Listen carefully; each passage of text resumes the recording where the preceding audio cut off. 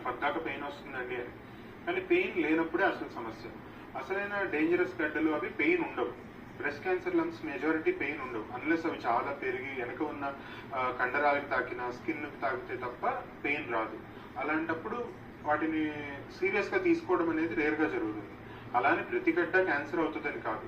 బ్రెస్ట్లో ఇప్పుడు సపోజ్ 100 మందిలో మనం బ్రెస్ట్ లంప్స్ చూస్తే 90 మందిలో అవి క్యాన్సర్ గడ్డలు అవ్వవు.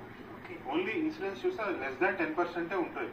కాకపోతే ఆ 10ని మిస్ అవ్వకూడదు అంటే ఈ 100 మంది డాక్టర్ని చూపించుకుంటేనే డిటర్మైన్ చేయగలం.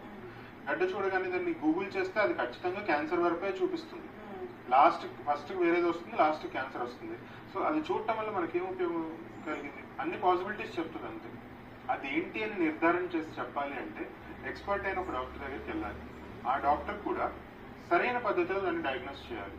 సో సపోజ్ బ్రెస్ట్ లంప్ ఉందనుకోండి, ఫస్ట్గా క్లినికల్ హిస్టరీ, వాళ్ళ పేషెంట్ యొక్క తన సిమ్టమ్స్ ఏమున్నాయి, ఆ గడ్డ ఎలా పెరుగుతుంది, ఎన్ని రోజుల్లో పెరిగింది, ఫ్యామిలీలో ఇంకెవరికన్నా ఉందా, మొత్తం అంతా హిస్టరీ తీసుకుని కేర్ఫుల్గా ఎగ్జామిన్ చేసి డౌట్ ఉన్నప్పుడు దానికి మ్యామోగ్రఫీ, అల్ట్రాసౌండ్ టెస్ట్ చేయించి అండ్ బయాప్సీ చేసి ఈ మూడింటిని కలిపి ట్రిపుల్ ఎగ్జామినేషన్ అంటారు. ఈ 3 కంప్లీట్ చేసి అప్పుడు మాత్రమే పేషెంట్ అదేం కాదు అని చెప్పగలుగుతాం. అలా ఎవాల్యుయేట్ చేసినప్పుడు 100కి 90% ఏమి ఉండవు. ఆ 10% మిస్ అయితేనే డిజాస్టర్లు అవుతాయి.